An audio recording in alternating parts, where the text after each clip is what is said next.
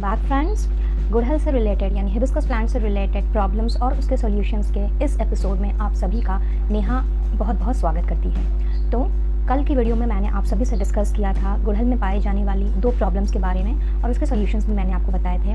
I hope आपने वो video देखा होगा और अगर नहीं देखा है तो उसका लिंक मैं आपको डिस्क्रिप्शन बॉक्स में डाल दूँगी।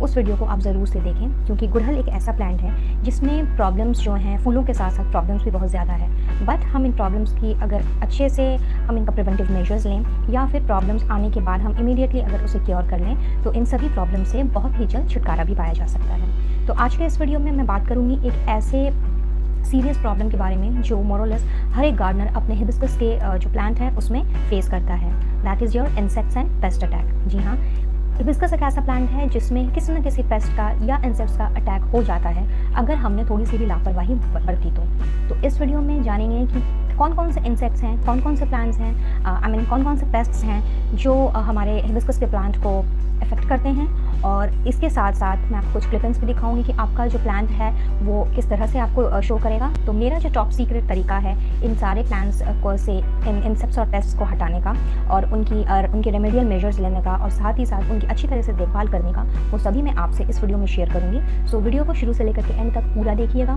कहीं से भी मिस मत कीजिएगा क्योंकि मोरलेस जितने सारे हिबिस्कस के में पेस्ट और इंसेक्ट्स का अटैक होता है आज मैं उन सभी को कवर अप करूँगी और साथ ही साथ आपको उनके प्रिवेंटिव मेजर्स भी बताऊंगी।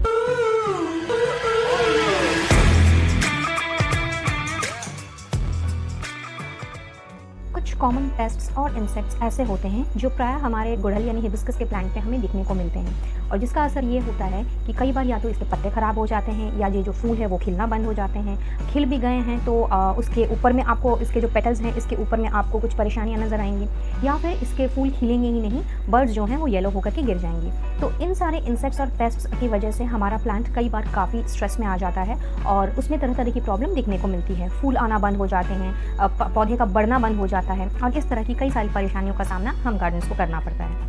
तो बात करते हैं सबसे पहले थ्राइप्स की, पर देखते हैं उसके पहले कि थ्राइप्स से होता क्या है और वो दिखने में कैसा होता है। If your hibiscus plant has been attacked by thrips, the buds discolor and fall off before blooming during the flowering season, or else you may find the scratch marks on the flower petals in the midsummer or fall. अगर आपके भी plant में थ्राइप्स का attack हुआ है तो इसके लिए आपको ज़्यादा कुछ करने की ज़रूरत नहीं है। बहुत ही एक शॉर्ट टेक्निक है इस थ्राइप से अपने प्लांट्स को मुक्त करने की और वो ये कि सबसे पहले तो आपको जो भी इन्फेक्टेड हुए बर्ड्स हैं या लीव्स हैं उनको आपको अपने प्लांट से हटा देना है।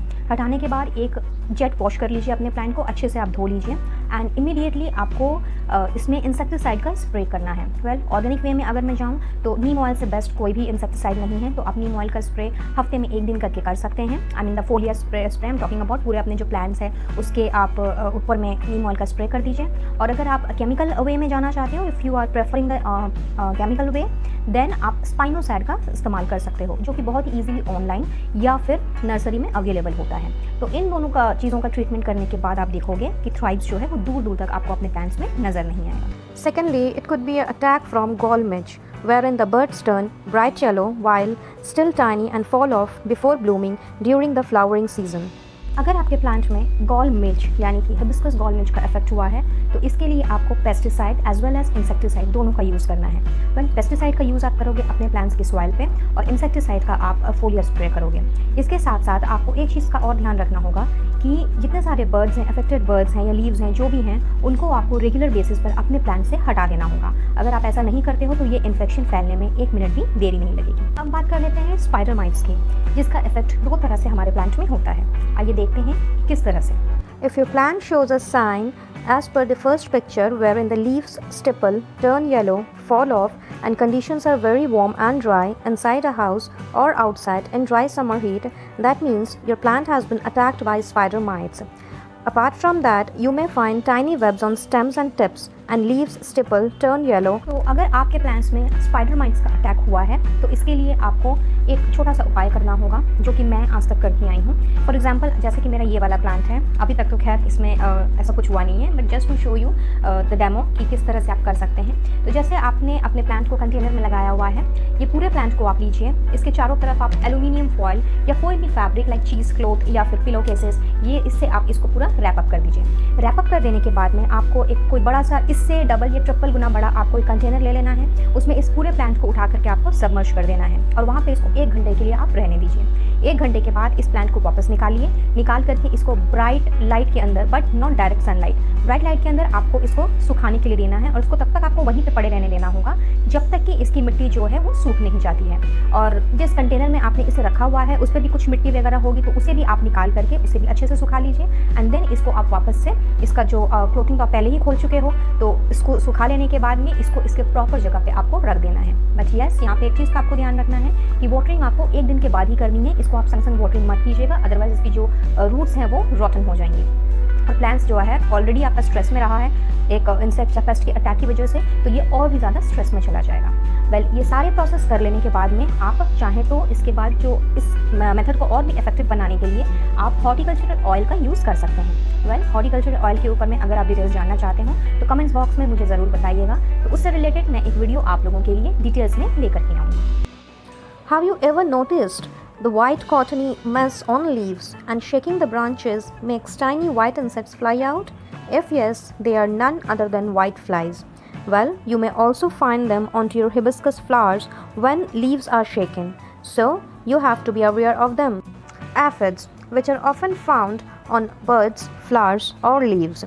They are black, white, yellow, brown or green in color as shown in the images. Now let's talk about the white flies and aphids, जो कि एक ग्रुप में बंचेस में वो आपके या तो आपको अपने फूलों पे नज़र आएंगे, फूलों आई मीन फ्लावर बर्ड्स पे नज़र आएंगे या फिर अपने लीव्स पे नज़र आएंगे। तो इनको अगर आप एक फोर्सफुल स्प्रे भी करते हैं, जेट वॉश भी करते हैं, तो कोई ज़रूरी नहीं है कि ये चले जाएं। बट अगर आप इंसेक्टिसाइड या पेस्टिसाइड को अप्लाई करने के पहले अगर आप इसको वॉश करना चाहते हैं तो कर सकते हैं। इसके लिए आपको अपने उस जो इन्फेक्टेड बर्ड्स है या फिर लीव्स हैं उनको आपको कम्प्लीटली पहले हटा लेना होगा। इसके बाद आप एक जेट वॉश कर लीजिए और फिर आप चाहें तो पेस्टिसाइड का इस्तेमाल कर सकते हैं to make it more effective. अब बात कर लेते हैं मिली बग्स की, जो कि एक वाइट कॉटनी मेस की तरह होते हैं और आपको एकदम वाइट सा कॉटन सा अपने या तो प्लांट्स के बड्स में या फिर लीव्स में या फिर स्टेम्स में आपको चिपके हुए से दिखाई देंगे कुछ इस तरह से।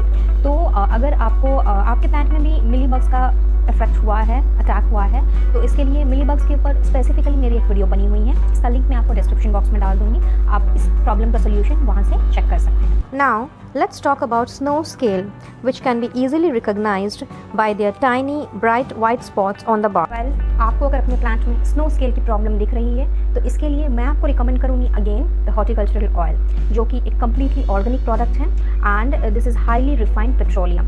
सो आप अपने प्लांट में अगर इसका यूज़ करते हो तो किसी भी तरह का कोई भी नुकसान आपके प्लांट को तो पहुँचने वाला नहीं है। साथ ही साथ ये इतना ज़्यादा इफेक्टिव है कि इसका यूज़ करने के बाद आप अपने आप समझ जाओगे। अब मैं बात करूँगी फंगस gnats के बारे में, बट इसका सोल्यूशन बताने के पहले आइए देखते हैं कि ये दिखता कैसा है और इसका किस तरह का इफेक्ट हमारे प्लांट में हो सकता है। Fungus gnat. If you find any tiny black flying gnats around your plants, you have to understand they are none other than fungus gnats. तो फंगस gnats की प्रॉब्लम अगर आपके प्लांट में आपको दिख रही है तो ये हटाना सबसे ईजीएस्ट वे में आप इसे हटा सकते हो। इसके लिए आपको ज़्यादा कुछ नहीं, या तो आप कोई भी लिक्विड हैंड सोप ले लीजिए या फिर कोई डिटर्जेंट ले लीजिए, उसको 1 लीटर बॉटल में आपको डाल करके एक फोलिया स्प्रे आपको कर देना है, या फिर आप चाहो तो इंसेक्टिसाइडल सोप का भी इस्तेमाल कर सकते हो। इन सारे पेस्ट्स और इंसेक्ट्स के अटैक के अलावा कई बार आप देखोगे कि आपके लीव्स में कुछ ब्लैक स्पॉट्स आपको दिखाई दे रहे हैं कुछ इस तरह से। तो जब भी आपको ऐसा नज़र आए तो आपको जान लेना है कि ये और कुछ भी नहीं बल्कि ये लीफ फंगस है। तो इनको हटाने के लिए आपको इस तरह की जो सारी लीव्स हैं जिस पे आपको ब्लैक स्पॉट्स नज़र आ रहे हैं, सबसे पहले आपको कम्प्लीटली इन्हें हटा देना है। ब्रांचेस को अच्छी तरह से प्रून कर दीजिए, अच्छे फंगिसाइड का स्प्रे कीजिए, अपनी सॉइल को में थोड़ा सा फर्टिलाइजेशन का स्प्रे कीजिए और फर्टिलाइज का यूज़ कीजिए। और साथ ही साथ आप जब इसको पानी देंगे अपने जिसमें आपका प्लांट है यानी कंटेनर या ग्राउंड कहीं भी जहाँ भी लगा हुआ हो, उसको जब आप वाटरिंग करेंगे तो आपको एक चीज़ का बहुत ही खास ख्याल रखना है और वो ये कि आपको अपने प्लांट्स की लीव्स पे पानी नहीं देना है। जी हाँ, ये सबसे इंपॉर्टेंट चीज़ है, लीफ फंगस जिससे कि हट जाए और जिससे कि वो कम्प्लीटली चले जाएं। वेल, फंगिसाइड का स्प्रे करने से या फिर फंगिसाइड का यूज़ करने से ये ऐसा नहीं है कि इसके स्पॉट्स जो हैं अगर आपको 2-4 स्पॉट्स फिर भी नज़र आ रहे हैं वो चले जाएंगे, ऐसा नहीं है, लेकिन it will prevent further spreading of this leaf fungus. तो इस तरह आप इसका इस्तेमाल इस तरह से इसका ट्रीटमेंट करके आप अपने प्लांट को लीफ फंगस से भी दूर रख सकते हैं। So that's all for today's guys. I believe आपको आज की वीडियो पसंद आई होगी, इन्फॉर्मेटिव लगी होगी, और अगर ऐसा है तो वीडियो को एक लाइक ज़रूर से दीजिएगा और दूसरों के साथ भी शेयर कीजिए, क्योंकि हिबिस्कस के साथ ये जो प्रॉब्लम है ये तो मोर और लेस मैंने जैसे पहले ही बताया हर एक गार्डनर फेस करता है। वेल मैंने भी ये सब सारी प्रॉब्लम्स जो हैं पहले फेस की हुई हैं, और एक एक करके ट्रीटमेंट जो सीक्रेट टिप्स मैंने आपसे आज शेयर किए हैं, इन सभी का मैंने खुद से इस्तेमाल किया हुआ है और मैंने इसको काफ़ी इफेक्टिव पाया है। और चैनल में पहली बार आ रहे हो तो सब्सक्राइब करके जाइएगा, पास में दिख रहे बेल आइकन को प्रेस करते हुए, ताकि मेरे आने वाली वीडियोस की नोटिफिकेशंस एंड अपडेट्स आपको बराबर मिलती रहे। बट यस, ये इस एपिसोड का गुड़हल की समस्याओं का ये जो एपिसोड सीरीज़ जो चल रहा है ये इसका एंड नहीं है। This is the part 2 and part 3 मैं आपके लिए नेक्स्ट वीडियो में लेकर के आ रही हूँ, जो कि अगेन कल रिलीज़ होगा। And there in I am going to show you the other more difficulties what we face with our hibiscus plant. तो चैनल पे बने रहिए, सब्सक्राइब करके रखिए विद बेल नोटिफिकेशन, ताकि आने वाली कोई भी वीडियो का अपडेट आपको इमीडिएटली मिल सके।